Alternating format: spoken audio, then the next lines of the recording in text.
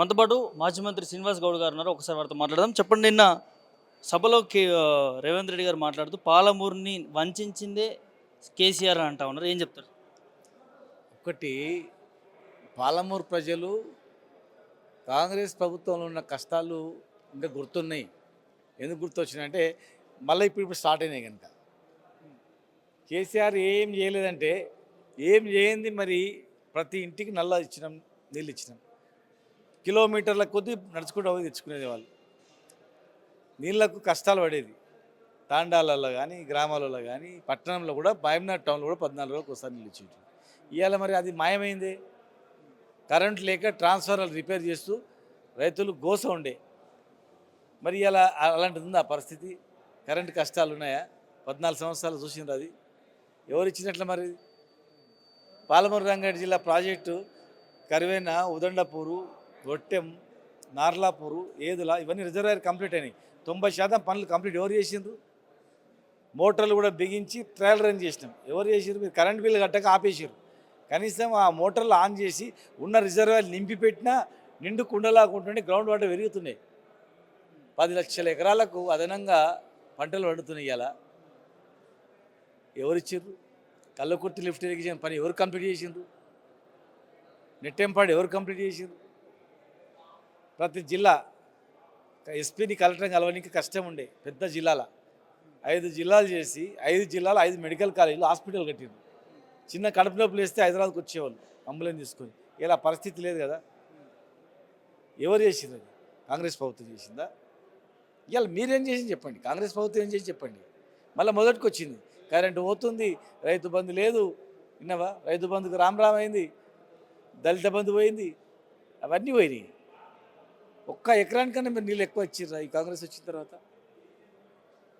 ఏదంటే అది మాట్లాడితే ప్రజలు గమనిస్తారు. ఇవాళ రేపు ఉట్టిగా ఏదో ఎలక్షన్ వరకు నమ్మిండ్రు, ఎలక్షన్లో నమ్మిండ్రు. మీరు చేస్తామంటే నమ్మిండ్రు, మేము చేయలేదంటే కాదు.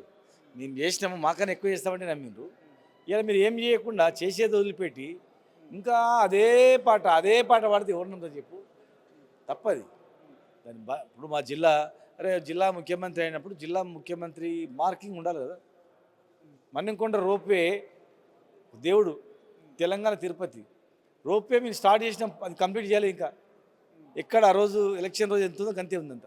నేను ఈ ప్రాంత బిడ్డని అభివృద్ధి చేస్తా అంటే కాళ్ళల్లో కట్టబెట్టినట్టు చేస్తూ ఉన్నారు ప్రతిపక్షాలని మాట్లాడుతాను. ఎవరు ఆపుతారు చెప్పండి? మామూనారు ఇప్పుడు మామూనారు మన్నెంకొండ రోప్వే చేస్తుంటే ఎవరు ఆపుతారా చెప్పండి? అక్కడ ఒక మంచి హోటల్ కడుతున్నాం, ఆగిపోయింది. మేము ఉన్నప్పుడు స్లాబ్ వేసినాం, అంతే ఉంది.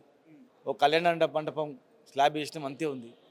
మామూనార్లో ఒక హోటల్ మంచి 3 స్టార్ హోటల్ లాంటిది ఆగిపోయింది. కాలువలు దోగితే అయిపోయేటివి. పాలమూరు రంగారెడ్డి జిల్లా ప్రాజెక్టుకు డిపిఎస్ వాపసు వచ్చినాయి. మళ్ళీ సబ్మిట్ చేస్తే అయిపోతుంది. ఇప్పుడు ముఖ్యమంత్రిగా ఒక మంచి అవకాశం దొరికింది. ఆ అవకాశాన్ని ఉపయోగించుకొని పుట్టి మాటల మీద అంటే కాదు, అయిపోయాయి. 1.5 ఇయర్ అయిపోయింది. ఏదన్నా నీళ్ళు 10 నెలలు నీళ్ళు తెస్తామన్నారు. మరి నీళ్ళు ఎందుకు వస్తలేవు? కేంద్రం నుంచి అడిగి ఎందుకు కొట్లాడి తీసుకొస్తలేరు చెప్పండి? ప్రధానమంత్రి గారే స్వయంగా వారు అన్నారు, పాలమూరు రంగారెడ్డి జిల్లా ప్రాజెక్టుకు జాతీయ హోదా ఇస్తా అని. మీరు జాతీయ హోదా ఇవ్వకండి సార్, ఈ పర్మిషన్స్ ఇవ్వండి సార్ అని చెప్పి ఎందుకు తీసుకొస్తారు చెప్పండి? కనుక ఇలా మాట్లాడడం కాదు, చేతల్లో చూపిస్తే వాళ్ళకు పేరు ఉంటుంది, లేకపోతే చరిత్ర అనేది మరవదు. టీఆర్ఎస్ పార్టీ చర్చకు సిద్ధమవుతుందా? రేవంత్ రెడ్డి సవాల్ విసిరారు. 100% చర్చకు సిద్ధం.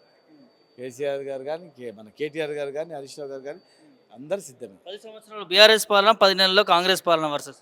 ఏ గ్రామానికి పోయినా సిద్ధమే, ఏ టౌన్లో పోయి మాట్లాడడానికి కూడా సిద్ధమే. ఎందుకు? వాళ్ళ ఎమ్మెల్యేలు పంపించి ముందు టెస్ట్ చేయమను. ఏది పరిపాలన బాగుంది, అప్పుడు బాగైనా ఇప్పుడు అసలు ఆ ఊరిలో 10 ఏళ్ళలో ఏం జరిగింది అడగమనండి, ఈ 14 నెలల్లో ఏం జరిగింది అడగమనండి. అప్పుడు బాగుందా ఇప్పుడు బాగుందా అనేది వాళ్ళ ఎమ్మెల్యేలని ర్యాండమ్గా ఒక్క ఊరు తీసుకొని ఆ ఊర్లో అడిగి వీళ్ళకి చెప్పండి. ఒక్కరోజు తెలిసిపోతుంది కదా.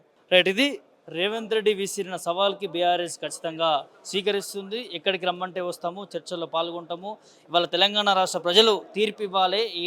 ఎవరి పాలన బాగుంది, 10 సంవత్సరాలు కేసీఆర్ బీఆర్ఎస్ పాలన బాగుందా, లేకపోతే కాంగ్రెస్ ప్రభుత్వం చేస్తున్నటువంటి రేవంత్ రెడ్డి పాలన బాగుందా అనే అంశాలు మరి ప్రజల ముందుకే వెళ్దామంటూ కూడా మాజీ మంత్రి శ్రీనివాస్ గౌడ్ చెప్తున్నటువంటి అంశాన్ని చూస్తున్నాం. కెమెరామెన్ కళ్యాణ్తో ప్రభాకర్, మిర్రర్ టీవీ, తెలంగాణ భవన్ నుంచి.